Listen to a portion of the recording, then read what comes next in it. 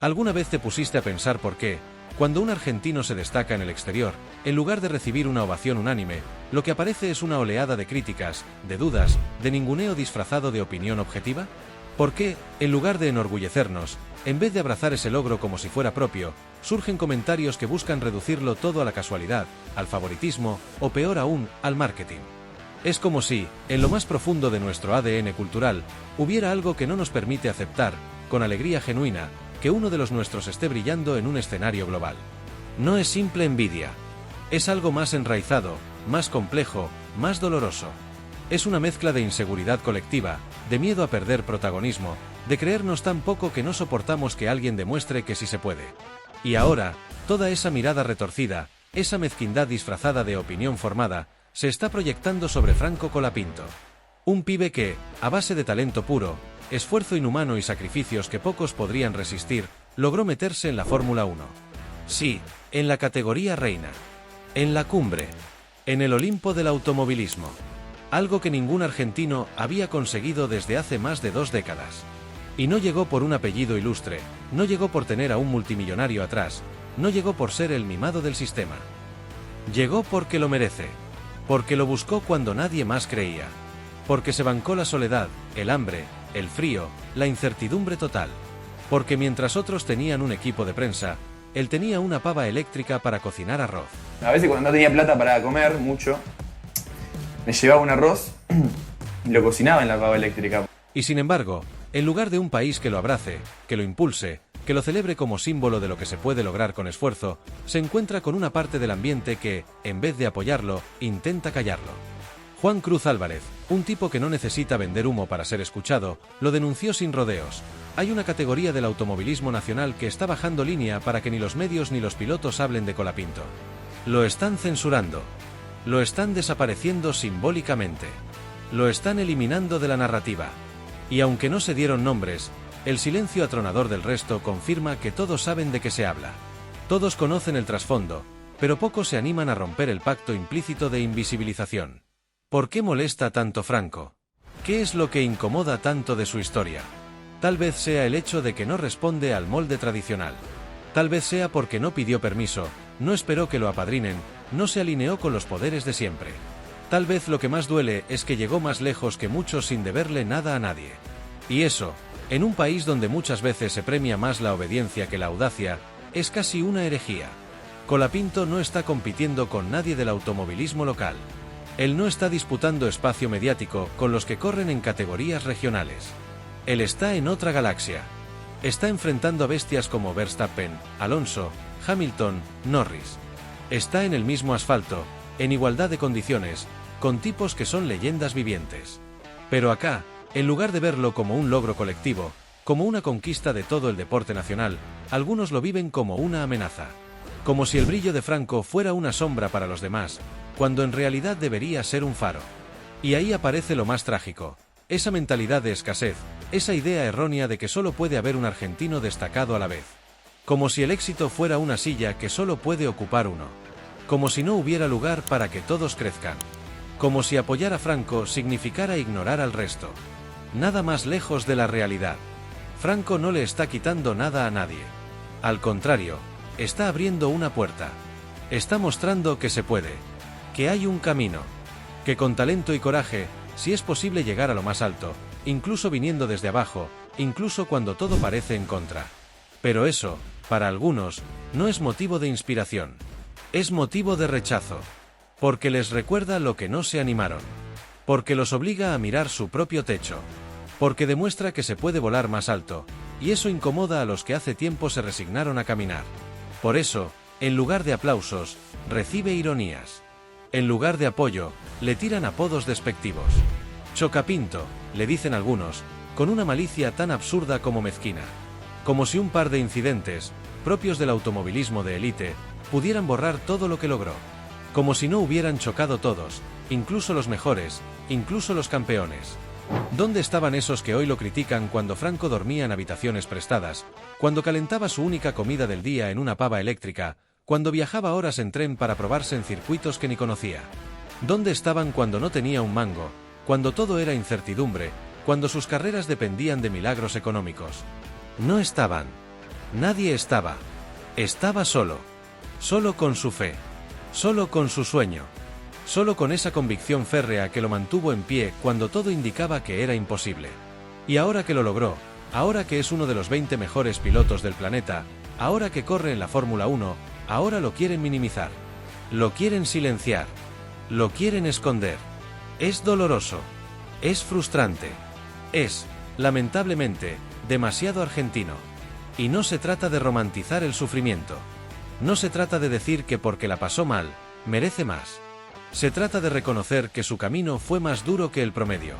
Que su llegada no fue por atajos, sino por resistencia. Y que esa historia debería ser motivo de orgullo colectivo, no de resentimiento sectorial. Que Colapinto es, hoy por hoy, el mayor embajador del automovilismo argentino. El que más visibilidad tiene. El que más futuro promete. Y aún así, se lo castiga como si fuera un impostor. ¿Hasta cuándo vamos a seguir repitiendo este patrón autodestructivo? ¿Hasta cuándo vamos a seguir viendo el éxito ajeno como una amenaza en lugar de una motivación? ¿Cuántos Colapinto más vamos a desaprovechar por no saber acompañarlos en el momento justo?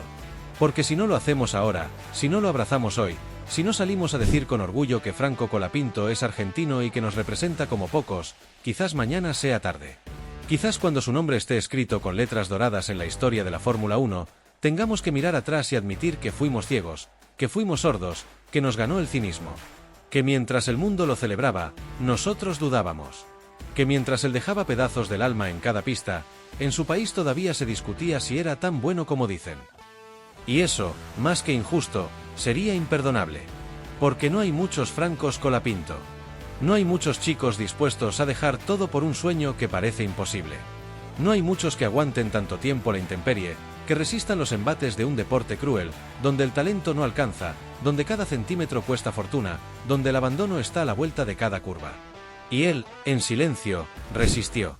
Soportó los días de soledad en Europa, los viajes eternos sin saber si habría una próxima carrera, las puertas que se cerraban sin explicación, los contratos que se esfumaban por no tener el apellido correcto o el pasaporte adecuado. Y aún así, nunca aflojó. Franco corrió con el corazón en llamas, con los ojos llenos de futuro. Se metió en un mundo elitista, frío, ajeno, y lo hizo suyo. A fuerza de talento, de humildad, de valentía. Porque hay que tener coraje para soñar tan en grande viniendo de un país que muchas veces te enseña a resignarte. Y él eligió no resignarse. Eligió creer. Apostó todo. Se jugó la vida en cada curva, en cada sobrepaso, en cada prueba donde sabía que lo estaban midiendo con lupa, esperando el más mínimo error para descartarlo. Pero no falló. No tembló. No dudó. Demostró, una y otra vez, que estaba hecho de otra madera. Y eso no se compra. No se entrena. No se inventa. Eso se tiene o no se tiene. Franco lo tiene. Lo tuvo desde siempre. Desde que era un nene con el casco más grande que la cabeza, desde que cruzaba la meta en los karts con la mirada fija en el horizonte. Desde que corría con sueños que pesaban más que el motor. Entonces, ¿qué más necesitamos para entender que este pibe no es uno más?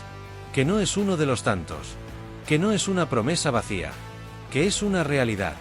Que es, quizás, el mejor embajador que podríamos tener hoy en el mundo. Porque lleva la bandera con respeto, con orgullo, con pasión. Porque cuando gana, se emociona como nosotros. Porque cuando habla, no olvida de dónde viene. Porque nunca dejó de ser argentino, aunque viva a miles de kilómetros. Porque lleva el país tatuado en el alma.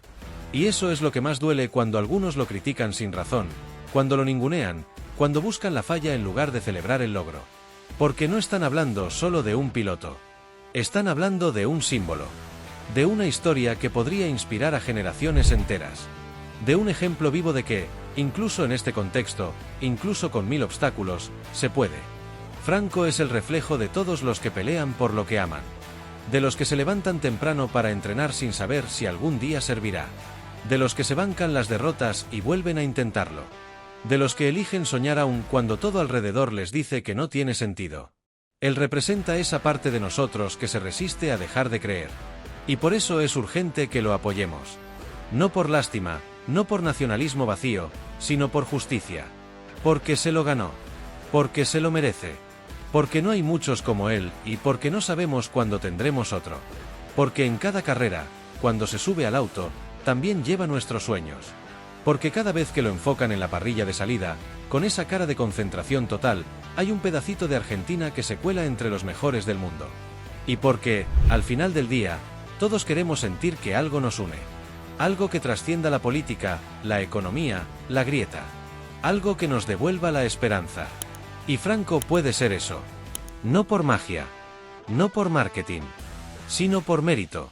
Por trabajo. Por constancia. Por valores. Así que no tengamos miedo de gritarlo. De compartir su historia. De poner su nombre en alto. De enseñarles a nuestros hijos quién es.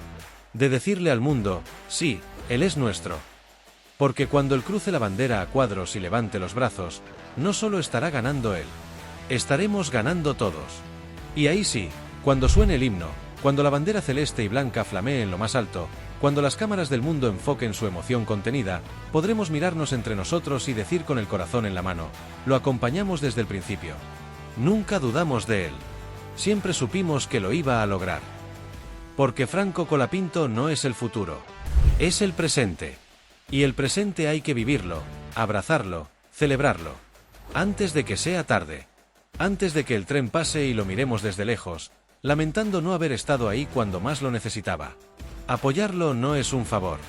Es un acto de justicia. Y también de amor propio. Porque en él, también nos estamos apoyando a nosotros mismos. A lo mejor de lo que podemos ser.